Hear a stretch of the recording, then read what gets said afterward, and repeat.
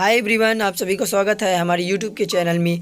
जैसा कि हमने पिछले एपिसोड में देखा था, एक सैटेलाइट के क्रैश हो जाने की वजह से जो हमारा स्पेस शिप होता है वो एक न्यू प्लेनेट पर लैंड करता है, जिससे निकलने वाली वेव एक कैसल के तहखाने पे रखे हुए कॉफिन पर पड़ती है, जहां पर हमारे मेन हीरो की सोल उस बॉडी पे ट्रांसफर हो जाती है। ये बॉडी इस फैमिली के हेड और उस सिटी के मास्टर फैंग की होती है, जो 7 सालों से उस ताबूत में बंद थी। तभी वो लोग बताते हैं कि वो भी इस फैमिली से बिलोंग करते हैं और वही उनके वंशज हैं। तभी हम देखते हैं कि तहखानों की दीवारें हिलने लगती हैं। वो मॉन्स्टर बाहर से दीवार को तोड़ने की कोशिश कर रहे होते हैं। हम लोग देखते हैं कि ये लोग भी उन मॉन्स्टरों का सामना करने के लिए तैयार हो जाते हैं और वहीं हेया उससे मदद मांग रही होती है। तभी फैंग कहता है, जाहिर है कि मैं तुम्हारी मदद करूंगा क्योंकि तुम लोग मेरे वंशज हो। इसीलिए वो लोग वहाँ से जिंदा निकलने के लिए पहले तय करते हैं। कैसल के एंट्रेंस में मॉन्स्टर्स का कब्जा है। हमें यहाँ से निकलने के लिए किसी खुफिया रास्ता को ढूंढना पड़ेगा। तभी अंबर, जो चोरी करने के इरादे से आई थी, जो इस कैसल के चप्पे चप्पे को जानती है और इस कैसल के सीक्रेट दरवाजे का भी पता है। तुम लोगों जैसों को बाहर निकालने के लिए कुछ खर्चा पानी देना पड़ता है। तभी उसे फैंग एक सोने का सिक्का देता है। तभी वह अपने दांतों से चेक करते हुए कहती है, मैं तुम्हारे लिए ये काम कर दूंगी। तुम लोगों को ये प्रॉमिस करना होगा, तुम मुझे एंसेस्टर के ग्रेव को तोड़ने की सजा नहीं दोगे। तभी यह उस पर गुस्सा होते हुए चिल्लाती है, तुम्हारी जैसे चोर की क्या हिम्मत कि हमसे डील करो। तभी फैंग उसे एक और गोल्ड कॉइन देते हुए, अगर तुम हमें बाहर निकाल दोगी तो हम तुम्हें इस तरह के और भी इनाम देंगे। तभी रोमा उन्हें गाइड करते हुए ले जा रही होती है। यहाँ वह उन्हें 3 लेवल्स के बारे में बताती हुई है। वह उन्हें उस तहखाने के बॉटम लेवल के दरवाजे में ले जाती है। तभी ब्रेयन कहता है कि क्या हमें इस चोर पर भरोसा करना चाहिए। तभी फैंग कहता है कि हमें इस पर भरोसा करना चाहिए क्योंकि अभी कोई दूसरा चारा भी तो नहीं। अंबर उस दरवाजे के सीक्रेट लॉक को आराम से खोल लेती है। सभी उसकी उस टेक्निक को देखकर सभी अचंभित रह जाते हैं। तभी रोमा कहती है कि इस तरह के लॉक को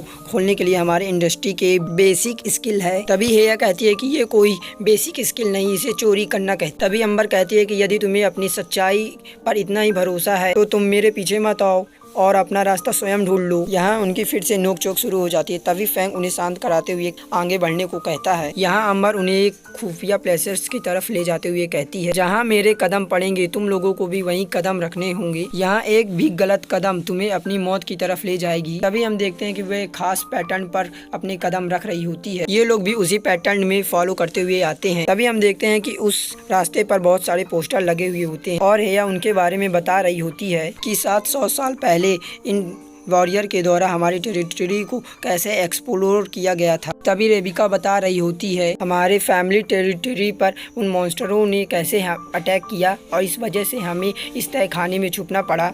तभी रेबिका हेया के एंसेस्टर होने की वजह से उनसे मदद मांगती है, यानी कि फैंग से मदद मांगती है उन मॉन्स्टर्स को यहाँ से भगाने के लिए। तभी फैंग कहता है कि तुम लोगों ने मुझे एंसेस्टर माना है, इसीलिए मैं तुम्हारी हेल्प जरूर करूंगा। तभी अंबर उन्हें एग्जिट का रास्ता दिखाते हुए कहती है, लेकिन एग्जिट पर पहले से ही मॉन्स्टर तैयार होता है। तभी फैंग कहता है कि तुम लोग डरो मत, हमारे पास यहाँ 2 मैजिशियन, एक स्किल्ड और एक प्रोफेशनल चोर है। हम इस मॉन्स्टर को तुरंत ही हरा देंगे। तभी रेबिका डरते हुए कहती है कि मैं एक मैजिशियन हूँ, पर एक ही कास्ट स्पेल आती है। मेरी इस स्टिक से एक बार में एक ही मैजिक फायर बॉल निकल सकती है।